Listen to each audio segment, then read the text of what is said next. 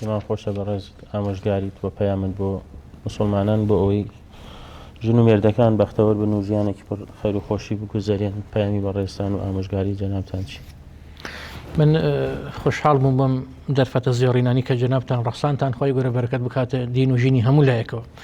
تەمەنا ئەکەم ئەو کێشە مشکیلانی کەوا هەن بە کۆتا بێن، دەم بە دوعاین دەست بە دوعاین کە خۆی گەورە مشکیلەی ئەو خێزانانەی کە جومگەی خێزاندارێتیان ترازاوە کێشەکانیان چارەسەر بکات، مشکیلەکانیان بۆ حەل بکات، ئەو سۆزەی کە هەڵهاتۆ بیژێڕێتەوە بۆ ناوێن. ئامۆژگاری من بەڕاستی لە خۆم و پاشان بۆ ئێوە هەموو بەڕێزێک ئەوەیە کە دنیا کاتیە و ئەبڕێتەوە. دنیا بای ئەوە نیە کە ئەو هەموو ژەم و ژارەی تیاکۆ بکەینەوە. دنیا ئەوەندەی بە بەرەوە نییە کە ئەم کاتە زیێڕینانی کە خی گەورە سوێنی پێخواردو و کردوێتی خەڵاتی ئێمە بەهۆی کاتەوە ئەتوانین خوا ڕازیکەین و بگەینە بە هەشتەکەی خوا. ئەو هەموو کاتە زیێڕینە بەم حقد و ژار و ژەنگ و لێکترازاندن و قسە نەکردن و سوکاتی کردن بە یەکتریە با نەبەنە سەر، چونکە کات ئەڕوا دوایی ئەم ژن و پیاوە کچ دا ئەمەزێ و ئەڕوا کوڕژن دێنێ و ئەڕوا هەردووکتان ئەمێننەوە، هەردووکتان ئەبێ بۆ یەک بن، چونکە ئەوەکان ئەڕۆن فەرعن لە ماڵە ئێوە ئەسڵند و ئەسڵەکە لە ماڵ ئەمێنێتەوە کەوا بوو تکایە هەڵدەن لە یەکتری تێبگەن.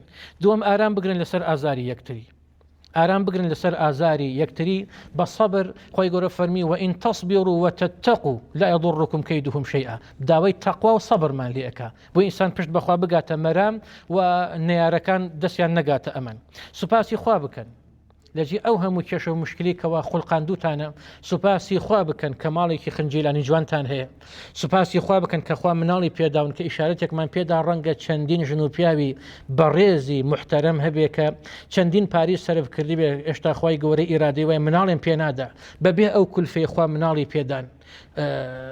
نەخۆشە لە صحیحی ئەدەبە هاتووە کە عایشە دایکمان عایشە ڕەزا و ڕەحمەتی خوای لێبێ هەر کاتێ لە خانەوادەکەی کە مناڵێکیان ببوایە قەت پرسیاری نەئەکرد کچە یاخود کوڕە، ئێفەرموو ئەخولی قەسەویەن کەم ئەندام نییە نەخۆش نییە، ئەگەر بیان وتایە ساغا ئیفەرموو الحەمدولله رب العالمین، سوپاسی خوا بکەن الحەمدولله بکەن کە کۆمەڵی مناڵی جۆڕایەڵی جوان خوا پێیداون.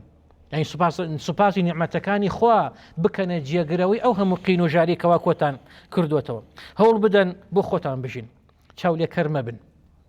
ئامۆژگاری من بۆ ئەم خوشکە بەڕێزە ئەوەیە کە چاو لە ئافرەت مەکە، چاو لە ئافەتی دنیایی مەکە، بەڵکو هەوڵدە ئەوانە بکە قود و پێشەنگی خۆت کە وفی ذلك فليتنافس المتنافسون، بۆ دین و قیامەت و خۆڕازیکردن منافەسە بکەن، نەک بۆ سفوری و جلی ناشەرعی و شێوازی دەرچوون و شێوازی مەسرفی زیادە و ئیسراف و ئەوانە.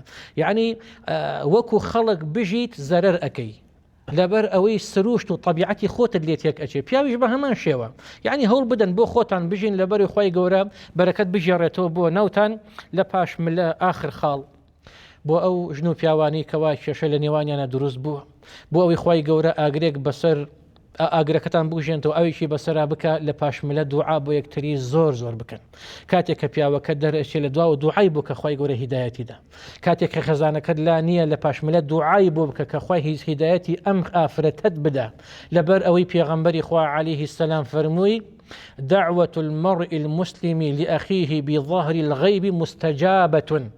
دوعا لە پاشملە گیرایە وفي ڕواية فەرمووی کاتێک کە تۆ دوعایەکەکەی بۆ برایەکەت بۆ کەسێک لە ژوور سەرتەوە فریشتەیەک وەستاوە، هەر کاتێ دوعا ئەەکەی فریشتەکە ئەڵێ ئامین وەلەکە بمیثل. یعنی خوا دوعاکەت قبولکە ئەوەی کەوتت خوابی کاتە خەڵاتی تۆش. دوعای پاشملە هۆکارێکە بۆ ئەوەی کە خوای گەورەی کێشەکانتان چارەسەر بکە. یا ڕەبی خۆیە بەختەوەری بگێڕۆ بۆ ئەو ماڵانی کەوا بەختەوەریت یا هەڵگیراوە. ئامین والحمد لله رب العالمین. بارك الله فيكم مامۆساییان، خی گەورە پاداشتی خێر باتەوە بۆ بەخشینی ئەم کاتە زێڕینەی خۆت بە ئێمە و بەبینەران. خی گەورە پاداشتی خێر باتەوە، خۆی گۆجە ئێوەباتەوە و پاداشتی ئەم ستافە جوانی بدەکەەوە. بەڕاستی ماندوونە ناسانە خەریکی خزمەتکردنی دینەکەی خی گەورن. خی گەورە ئیخلاص بکە بە خەڵاتی هەموو لایەک لە ڕیا پارێزراومان بکات. إنه ولي ذلك والقادر عليه والحمد لله رب العالمين. جزاك الله خيرا.